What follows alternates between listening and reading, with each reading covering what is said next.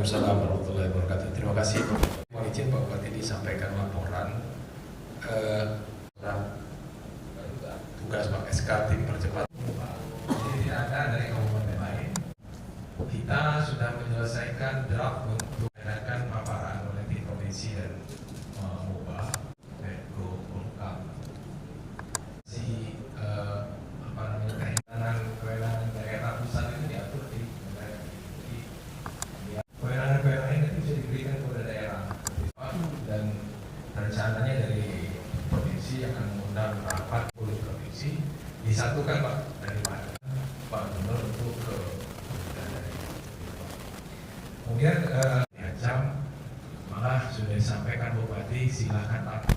Kemudian pada waktu rapat di Polda kita ini kalau bisa ada semacam edukasi katanya kan nggak bisa kami kalau mau cari ilegal video atau apa seperti itu.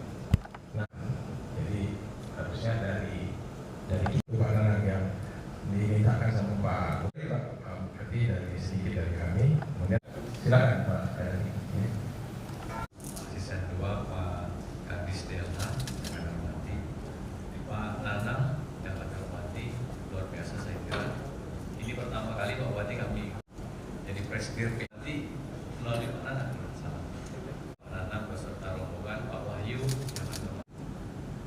Kami melaporkan Pak Bupati setelah beberapa minggu yang lalu, 2 minggu ya, yang dikumpulkan oleh Pak Bupati 500, naik 500, terus kemudian 500 lagi kemarin 500 lagi. itu kan ada kesepakatan Pak. Kesepakatan 6 pimpinan daerah ini sepakat. Ini kami menyebutnya sebetulnya. Silakan. Pertama-tama mohon maaf, ini kondisi saya lagi kurang sehat. Air besar di Jakarta. Jadi saya hanya siapa yang berani ngambil risiko. Ini yang jadi masalah. Nah sementara milik negara ini berjalan terus, bukan dari hari ke hari, tapi dari detik ke detik. Penambang itu lebih baik dia begadang sakit daripada uang hilang. Nah ini sementara payung hukum ini gantung terus dari tahun ke tahun. Nah inilah barangkali dalam pertemuan inilah kita lebih hati dan Forkopimda di sini. Nah dukungan inilah yang kami butuhkan. Barangkali mungkin ada akses, ada jalur yang bisa mendukung untuk terbitnya payung hukum ini. Sebenarnya ini hanya merevisi atau membuat ketentuan baru. Kan mereka tetap jalan aja. Nah kita coba koordinasi dengan Pak Polda lah yang punya tangan ke bawah untuk memasang orang-orangnya di lapangan supaya minyak milik negara kita bayarannya kita ganti untuk karena mereka. Kalau tidak lebih salah lagi Pak Ganjar. Mereka sudah melakukan kegiatan ilegal. Pihak yang kenapa kami memberikan manfaat kepada negara. Negara nggak dirugikan, negara dan keselamatan masyarakat yang nggak bisa kita menahannya karena Pak Menteri nanya Pak Wahyu, kenapa turun ya Pak? Salah satunya minyak dari masyarakat ini yang tidak masuk ke negara, ya ruginya nggak bisa. Tapi Pak, karena kami tetap, tapi tolong dijaga juga di atas. Karena jangan kami yang di bawah ini bergerak tahu yang di atas ini, apalagi ada kepentingan politis ya Pak Kajari, ini repot. Nanti don pula kami di bawah ini Pak.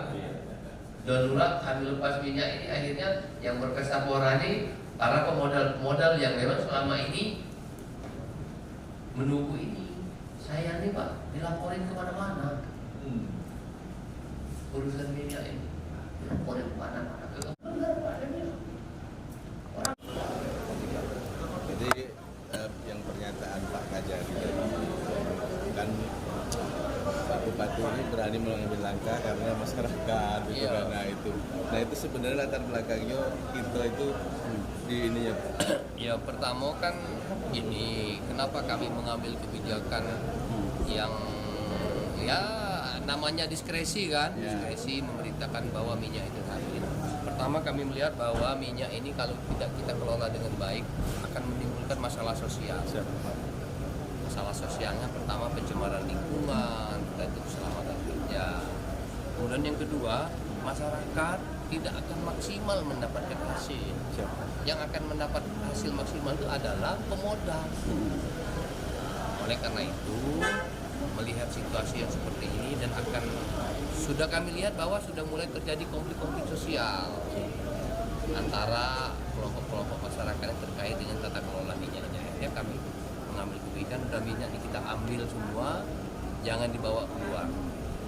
Karena kalau dibawa keluar, negara tidak dapat apa-apa, daerah pun tidak dapat apa-apa, sementara kerusakan lingkungan dan keributan sosial akan terjadi dan akan menjadi tanggung jawab pemerintah daerah. Nah, ini kita berani kita ambil.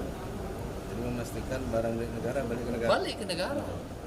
Jadi walaupun mereka melakukan kegiatan ilegal, tapi minyak yang keluar itu adalah milik negara sebenarnya. Nah, yang tim dari gubernur kemarin Pak, dalam waktu dekat apa Pak rencananya? Nah, tim yang dari gubernur kemarin, tugas tim itu saya kebetulan disuruh jadi koordinator. Jadi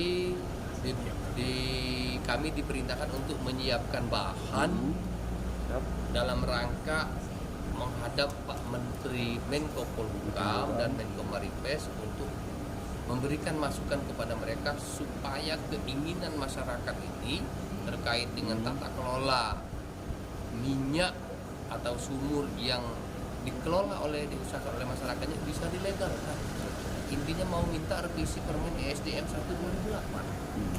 Artinya penunjukan Pak PJ sebagai koordinator itu dianggap Sudah tepat. Karena memang tata kelolanya sudah siap. ya hasil diskusi dengan Pak Dirjen, Pak Kapolda, Forkopimda Provinsi, Pak Gubernur melihat bahwa Mubah yang paling siap dengan konsep yang sudah disiapkan. Di samping 5 daerah tadi itu Pak ya? Iya, jadi kalau yang di Mubah ini berhasil, nanti 5 daerah lain ini akan mengikuti pola Mubah. Kapan Pak dijadwalkan dengan kementerian? Kami menunggu ya. Kalau target kita kan paling lambat Oktober. Oktober artinya sudah selesai nih urusan. Ya insya Allah saja. Ini lagi disiapkan ini. Kita siapkan.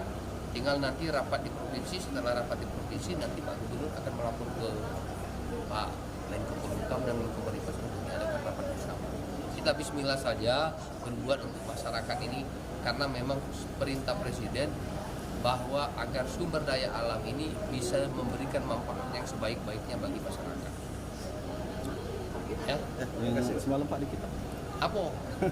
Kan sudah lama, bukannya karena mau tahu-tahu enggak, sudah lama proses ini. Artinya kawan-kawan di penegak hukum itu untuk mengambil tindakan kebijakan itu pasti mereka sudah punya 2 alat bukti. Oleh karena itu kita ikuti saja. Nah, kami menunggu pemberitahuan dari beliau. Setelah itu secara administrasi kepegawaian baru kita proses. Ya. Terima kasih Pak.